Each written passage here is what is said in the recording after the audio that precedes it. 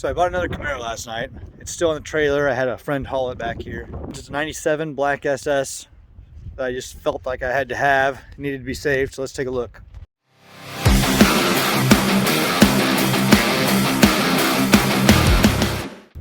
Does have the LT1 spoiler still. It is a genuine SS. It's the only reason I bought it. Let's take a look on the inside. He said that it had tons of parts in it, but no carpet. Center console's in there, but looks like the steering column's been broke. Back panel's still in. S&P tag's still on the radiator support. Headliner's roached out.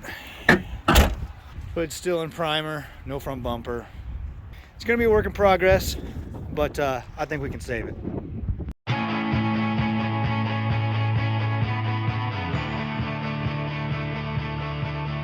Since the SS needs so many parts and it's not a complete car, I was going to need a donor car. Lucky for me, I had acquired this 97 Z28 in the fall prior to even purchasing the SS. I wanted the parts off of this for the fenders, the accessory bracket, the throttle cables because it was a non-traction control car, and since I had taken it on trade, I had nothing to lose with it. Then I ran into the 97 SS that needed all of this stuff, and I was just fortunate to have the same year to be able to fix it. So I'll be able to use the body harness, some of the odds and ends of interior panels, some dash pieces to put it all together. So I decided to bring it in first before bringing in the SS because I wanted to get it nice and clean, roll on the hoist, and get ready to drop the engine out of it. So here I just rinsed it off first, sprayed some soap on it, washed the engine bay lightly, because it did not have any injectors in it. I didn't want to fill the engine up with water. Even though the motor's currently locked up, I don't know what's wrong inside of it. It could either be from the other side, or the torque converter or transmission side, or maybe it is actually seized internally. Either way, I didn't want to fill it up with water. So I just rinsed it off. After I dried it, I pushed it off in the hoist, and then the next step was to pull in the SS and start cleaning it up.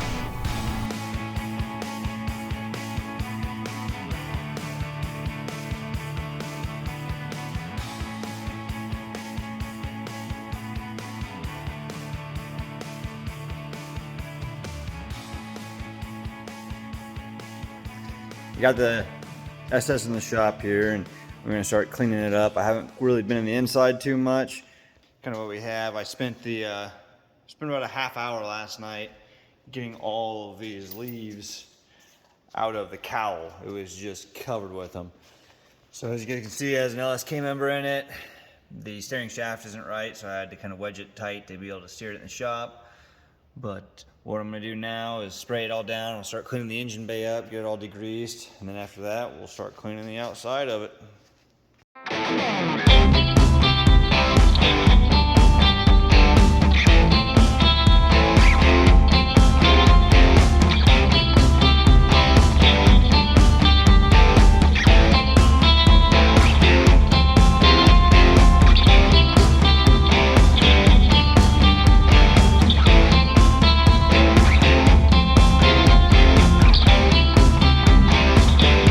One of the things I just noticed on it as I was going through it is someone's already cut the fan wiring out of it. It looked like it was all complete when I picked it up. The grounds were intact. It actually still has all the C100 and C105 connectors on it that are right here. ABS wiring that's broke. Some of the headlight wiring's there, but then some of the fog light stuff is cut off. Not really a big deal. Just stuff I was noticing as we were going through. Just want to get the engine bay as clean as possible because eventually we'll sand it and prep it.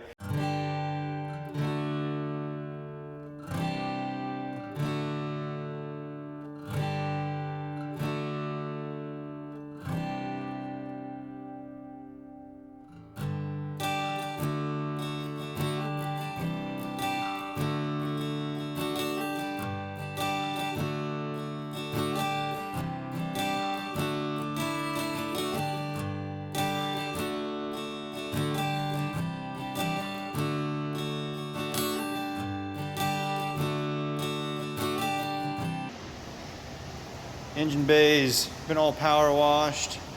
pull off the fenders because they only had a couple screws or bolts holding them on, so it didn't make sense to keep them on while I was washing it. So some of the things we found, a little bit of putty there. I imagine it caught on the fender at some point. Come around. It had definitely gone through a fence. You can see some of the gouges that they have had there as we come along the side. Really no dents in it, just those gouges. It filled in this, there's a dent in this rear quarter. I should take that back, but let me see how bad it is. I haven't really taken a look. Trunk struts or hatch struts don't work. Nothing's really caved in too bad back there. I think you can see a little bit of the ripple from it.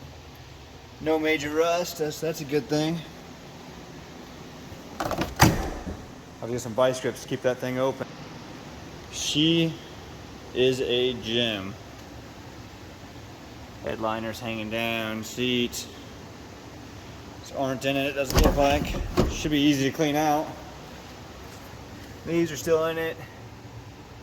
Dash appears to be okay other than the top pad. The top pads are destroyed on all these. We'll open up the other side. Driver's seat's in it.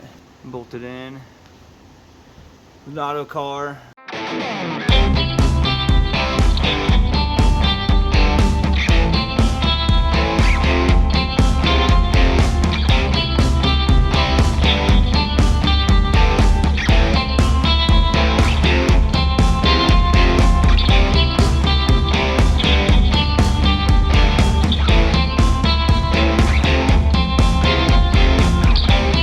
Another thing that I had found is as I was washing it, I had told you that they had cut the fan wiring out of it. Well, as I was going through it, I did find, wherever it's at, I found the fan harness right here. So they had thrown it in the back. It just will need to be soldered and shrink tubed back on for the body harness. Fortunately, nothing really appears to be too torn up coming out of the body harness here for the headlights. When I bought this car, it came with an extra steering column, and the guy said they had to break the steering column that was in it because they lost the keys to it in order to get it on the trailer. Felt bad he had another parts car there. He threw in a steering column with a set of keys. I always have had plans to fix the original column and just order a set of keys from the dealership. You can usually get them around 50 bucks. Got the driver's seat out, and guess what I found? A set of keys right there. Now, what are the chances the right one? There, under the driver's seat. Well, hopefully I'll be able to put the original column back together and use the original keys. So that's a great find. As you see, we've had a lot of friends living in here. Fortunately, it looks like that they haven't really touched any of the wiring. That it's mainly just foam out of the seats. One of the things that I have not gotten motivation to do is there is one heck of a nest back here, and I'm not looking forward to digging that out. They did do the trap door in it. It's hard to find a car anymore that doesn't have the trap door done in it. Luckily, the piece of steel was in it, so I should be able to stitch it back if I want to, but I might just put an all-store panel in it. There's some big plans with this car that I'll talk about in the channel. Comes with a possible hair dryer and an intercooler. We'll see what happens. Let's walk over and see what all came out of it. Things I pulled out were these brake lines. Seats came out, no actual rips that I see in the seats. The passenger side's really clean. The driver's side, unfortunately, does have a couple cigarette burns in it. Back seat, this is where all that foam came from. Something ate the whole side out of it. Sun visors came in it, both wheel well foamed. I am missing a quarter plastic.